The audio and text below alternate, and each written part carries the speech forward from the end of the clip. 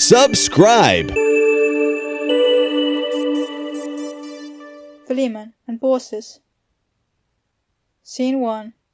The events take place in the home of Philemon and Baucis. It is a humble place, but neat and orderly. Pleasant it is, at the end of day, to sit at rest in the peaceful home. The sun's rays are fierce in the garden, Baucis, at noontime. And that same fierce heat is purpling the grapes, Philemon. They ripen fast. The noise of shouts outside is heard, growing louder. Ah, wife, I fear some poor traveller has lost his way, and our rude neighbours, instead of giving him food and shelter, have set their dogs on him. I wish our neighbours were more hospitable. The children throw stones at strangers, and the parents praise them for doing so. Those children will be heartless, unkind men and women by and by. To tell the truth, wife, I should not wonder if some terrible thing were to happen to all the people of the village, unless they mend their manners. But as for you and me, as long as we have a crust of bread, let us be ready to share it with any stranger that may need it. We would rather go without dinner than refuse bread to a hungry traveller. The rights of the stranger are sacred. The noise increases. Listen to the dogs. I never heard them so loud before. Surely the children were never so rude before. A knock is heard. Hark! Who could that be?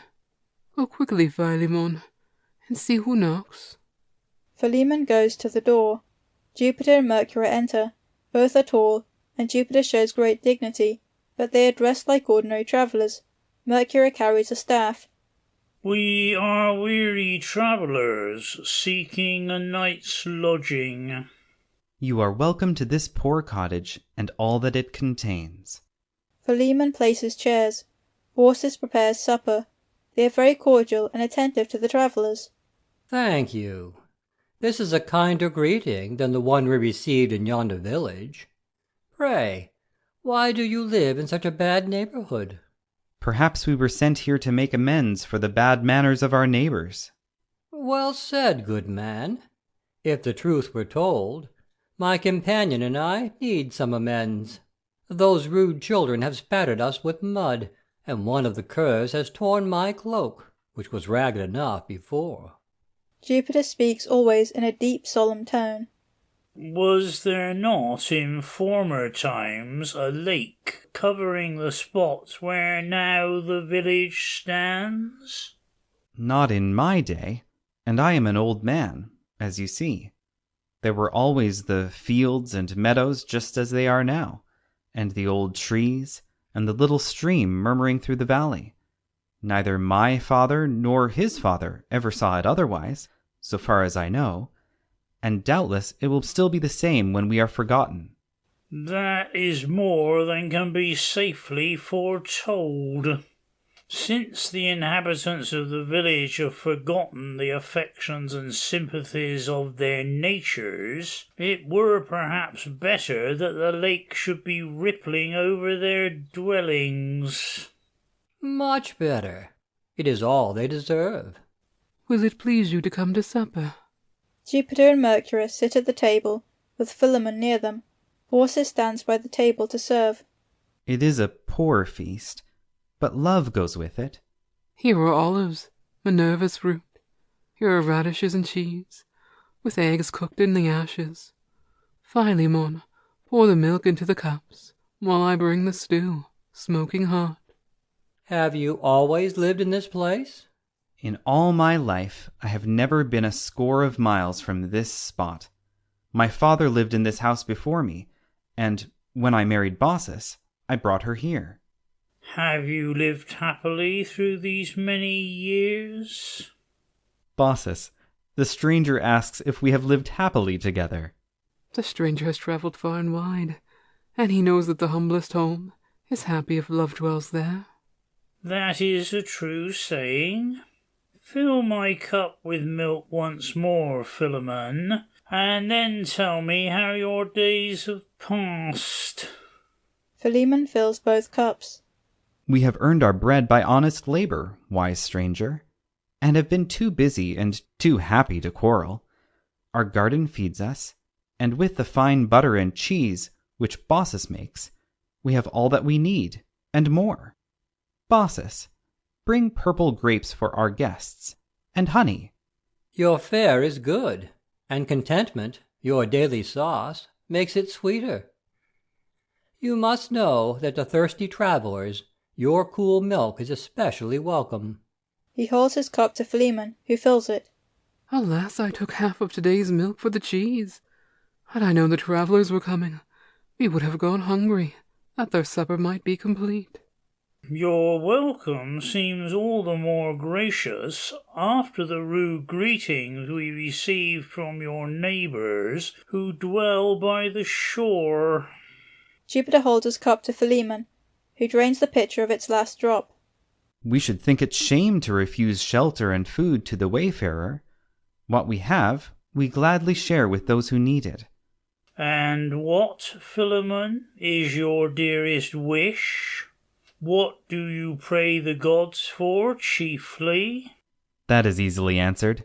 Because Baucis and I love each other so much, we pray night and day that, when death comes, it shall not separate us, but that we may die as we have lived, together. You are a good man, and you have a good wife to be your helpmeet. You deserve that your wish should be granted. More of the grapes, Philemon, and fill my cup once more. Alas, the pitcher is empty. I drained the last drop before. Yet it can do no harm to lift the pitcher once more. Perhaps you mistook. Philemon, pouring. Truly, I was wrong.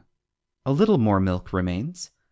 I give you the last, and wish it were more. We give our poor best most willingly. I wish our neighbours could know the blessing of entertaining strangers. Well, you may say so. I know not how it is, but since these travellers entered our cottage, my heart has been strangely light. I feel the same. A new happiness has come to bless us.